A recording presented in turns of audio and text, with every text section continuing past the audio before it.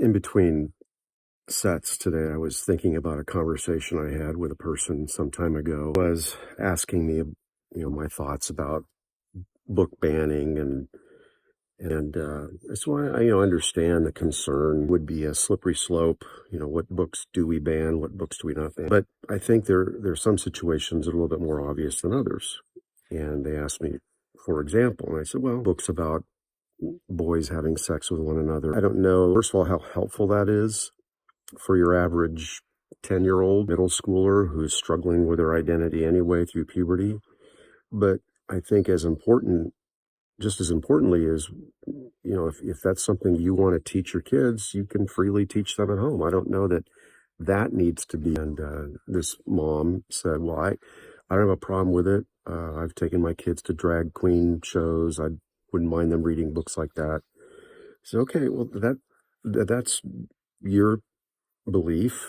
I just don't think it's valid to say that belief should be made available to or imposed upon children in a public school setting.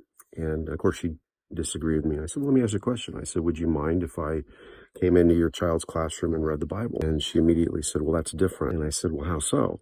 She said, well, that's religious. I said, it's all religious. All ideologies on some level are religious. In other words, there's a devotion to that belief system.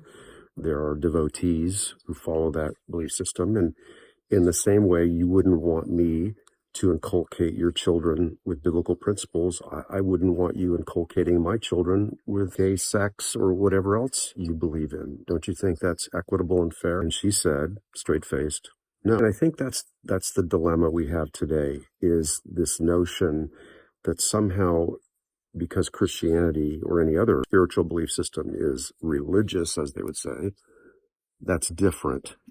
And I think it's all ideological. I think it's all philosophical. I think it's all religious. And where that line is on book banning is tough. I mean, the example that's often used is To Kill a Mockingbird and its use of the N-word, which in context makes complete sense because the entire book is about anti-racism. But I understand why people would have concern. The point is, think for a moment. Is it okay for any ideological, philosophical, religious belief system to be made available to or imposed upon? It's not an easy answer because there are morality issues. And I simply say, stop for a moment and think, what is it we're actually trying to do? And what we're trying to do is raise generation after generation with some sort of moral compass, some sort of ideological framework that enables them to get along with others.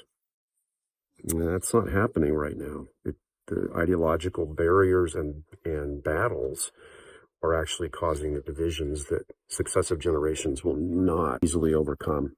I think we need to stop for a moment and ask the question, what are the basic principles of life that would be universally true and valuable to every human? Love, compassion, kindness, mercy. In other words, biblical principles. Not exclusively biblical principles, but that is the core of biblical principles predicated on the gospel.